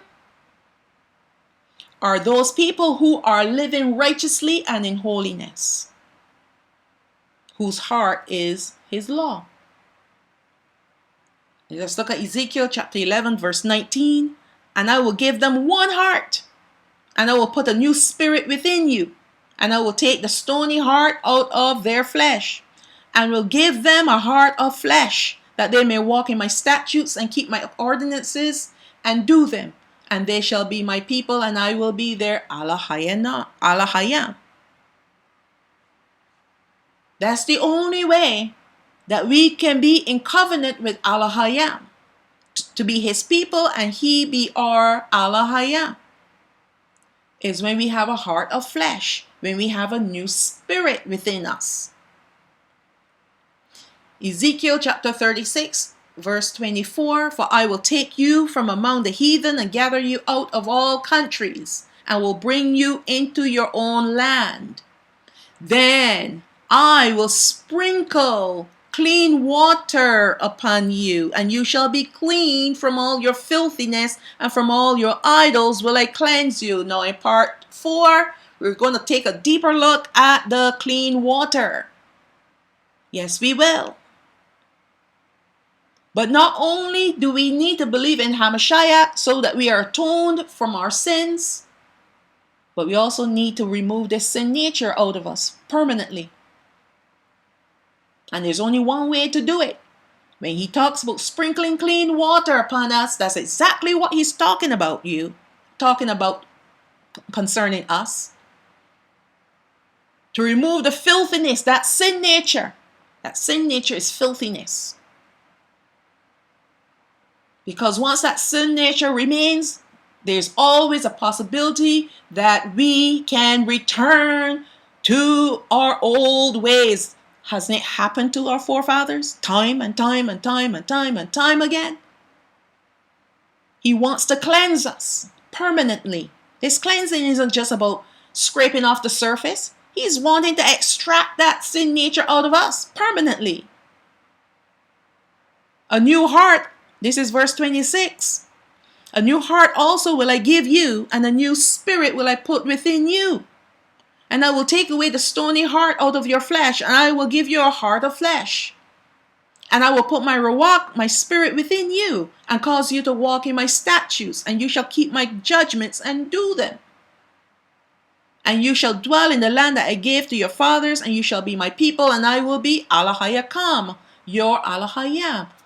That's the congregation. Your meaning plural. All right?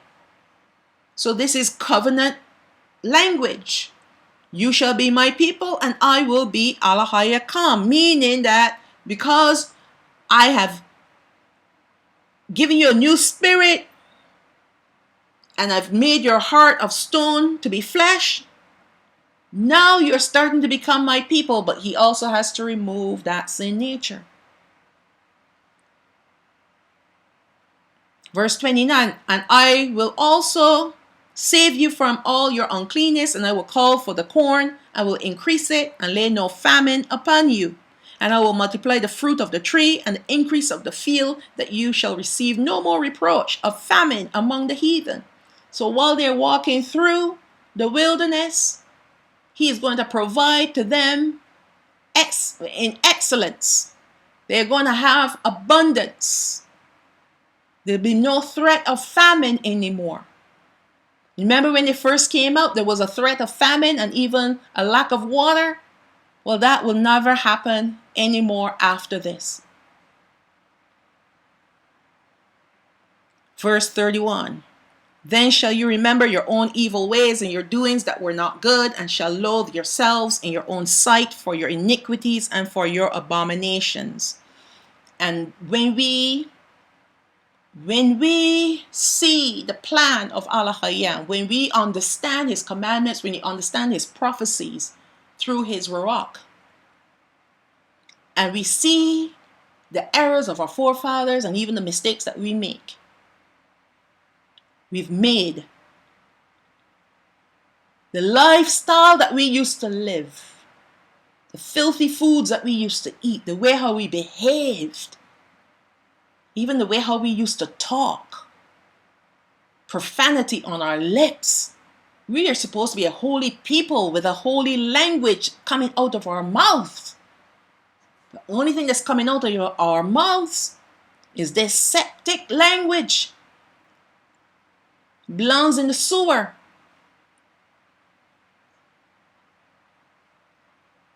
But when you have a true awakening, when you are truly awakened by Alahayam, and you realize all the things that you did were against him, and because now you love him so much, you love him more than your own life, and when you look back at your evil ways and all the things that you used to do that were evil,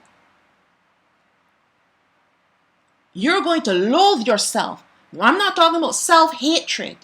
No, because we got to love ourselves. But there's going to be a degree of loathing for the things that we used to do that were against him. But yet, we're not suffering from a self-esteem issue here. This is putting life in perspective. This is what's going to cause us to never, ever, ever, ever, ever do those things again. Because we did it out of ignorance. We're sorry that we did it. And we know for sure we'll never do it again.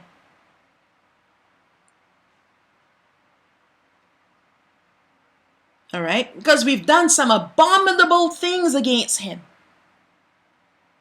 Now we love him. We truly, truly, truly love him. So we will not ever do these things again. And it becomes like a thorn in our side. A thorn in our flesh. To remind us of all the wicked things that we've done against the Father, Ha'abba, that we love so much now. And that will prevent us from stepping out of the way ever again. Because of this loathing for the things that we have done against him. And this is what's going to keep us on the straight and narrow path. Until we get to the place where we can be cleansed eternally.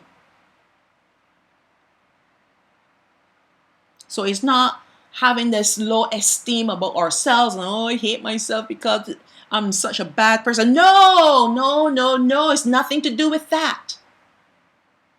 You will loathe the things that you've done before. And you will promise you will never do it again because it was against Alahayam. You will always loathe those things. And that loathing is going to keep those things far away from you. Verse 32. Not for your sakes do I this, said Yahweh Alahayam, be it known unto you, be ashamed and confounded for your own ways, O house of Yasharaal. So just like Yasharaal, the northern kingdom have to go through this because that's who it is here, house of Yasharaal. The southern kingdom, we got to go through this too. So it's not limited just to the northern kingdom, but it is also for us to loathe the things that we once did against Alahayam. Verse 33. Thus saith Yahweh Alahayam, in the day that I shall have cleansed you from all your iniquities, I will also cause you to dwell in the cities, and the waste, meaning the waste places, the desolate places, shall be built. This is what he's saying to the northern kingdom. Verse 34, and the desolate land shall be tilled, whereas it lay desolate in the sight of all that passed by.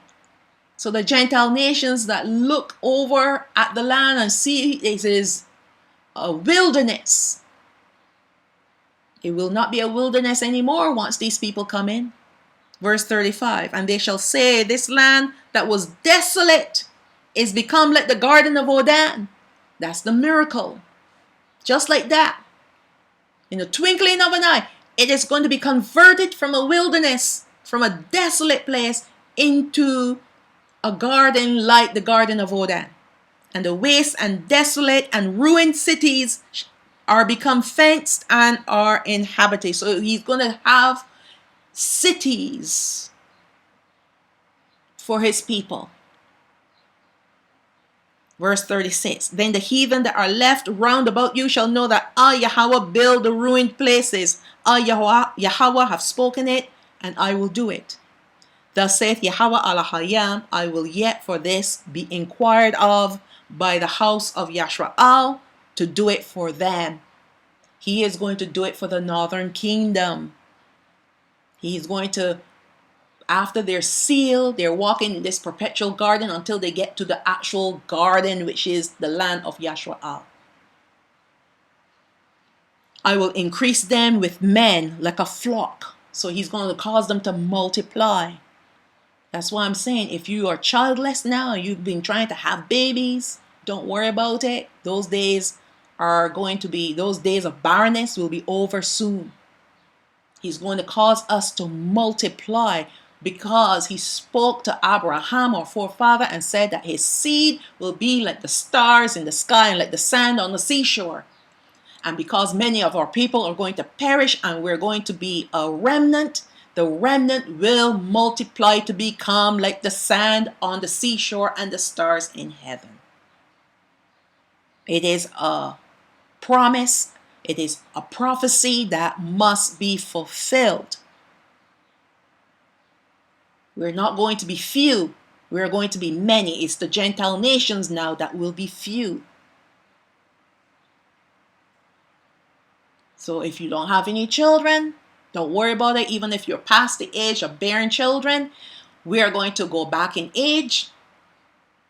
So no matter how old you are, if you've been childless, never married, praise Alahayam, praise Yahweh. Because the day will come when he collects us, he's going to bring about a lot of changes in our bodies. And we will be able to multiply again. We're going to have 1,000 years to multiply. So imagine how many people those will be. Yaakov and his sons and their children, there were 70 of them that went into Goshen. When they left, there were over 600,000. So the rumors, so that's what they said. I don't know how true, but there were, after over a couple hundred years, there were over 600,000 men, so they say. I don't know. Just the men. They didn't count the women and children. So after a few hundred years, 70 men, 70 souls became close to 1 million people, close to 1 million men, not including women and children. So it could be a cool few million, couple of million. Who knows? Our people were prolific. They had a lot of children. So I wouldn't doubt it if there were a couple million people that came out. And that's after a few hundred years. They were not in Goshen for 400 years or 430 years. No, they were only in Goshen for a couple of hundred years. And if they can multiply to be like that after a couple hundred years, imagine us after 1,000 years. How many people we will bring on this earth. There will be no more pain in childbirth. Gestation period is going to be shorter. So imagine how many children you'll be able to bring forth. It's all happening again. And it's going to happen in the perfect way in which Alahayam had intended for Adam and Hawa to multiply if they had obeyed him. Okay, we'll cover all of that too in part 4. Verse 38. As the holy flock of Yasharaal in her solemn feast, so shall the waste cities be filled with the flocks of men, and they shall know that I am Yahweh. So he called them the holy flock of Yasharaal in her solemn feast. And he said he's going to fill the land with the flocks of men. Hallelujah. We are witnessing the final regathering of the northern kingdom before the real mayhem begins on this earth. And even though the northern kingdom will dwell safely in our land, Yasharaal, there will still be nations that will be provoked by Alahayam to come out against them in their land to try to steal and destroy them. These nations will make it only into the mountains of Yasharaal. This is in Ezekiel 38, who talks about this. This is the prophecy of Ezekiel chapter 38. And it will be there that Alahayam will destroy them. This is the Gog and Magog people. There will be no more wars, enslavements, poverty, famines, or destructions for the 12 tribes of Yasharaal. In part 4 of the series, you will see the continuation of the transformation of the northern kingdom as Alahayam spoke through his prophet Ezekiel. He will cleanse them and establish them in our land, and it all begins with their sealing. Once his floor is thoroughly purged, now he can bestow upon his people all of his richly blessings that will overwhelm us in the most beautiful way. If only we can understand what is in store for us. But many cannot grasp this knowledge. It is too great for them to behold. Yet at the same time, it is not meant for everyone to receive this knowledge and understand it. So let us all be thankful that with our eyes we see, and with our ears we hear, and with our hearts we can understand the divine word of Alahayam. Hallelujah. Praises to the Most High. He has an awesome plan for his people. If only we can see it. I can see it. That's why I'm doing these presentations. That's why I'm doing these studies, to help you to see the plan of Alahayam. Many people will start, but then they can't grasp it, so they don't want to hear anything more. That's fine. It's not for everyone. When Hamashiach was here, not everyone could receive his word. It was too rich for their ears. But praises to the Most High if you receive the word of Alahayam, and you can see the plan of Alahayam for his 12 tribes. Praises to the Most High. So with that, that's the ending of part 3. Please stay tuned for part 4. And I will complete this with the blessing for Yasharaal, the 12 tribes, the Barayam, the book of Deuteronomy, chapter 6, verse 24 to 26. Yabarakat, Yahweh, Waya Shamarak. May Yahweh bless you and keep you. Ya'ar Yahweh Panayo Alayak Ya'ar Yahweh Panayo Alayak Wayahanak. May Yahweh cause his face to shine upon you and have favor upon you. Yasha'al Yahweh Panayo Alayak Wayasham Lak Shalawam. May Yahweh lift up his face upon you and give you peace, give you Shalawam. And with that I say, Shalawam, Shalawam. All praises to the Most High. Abaya.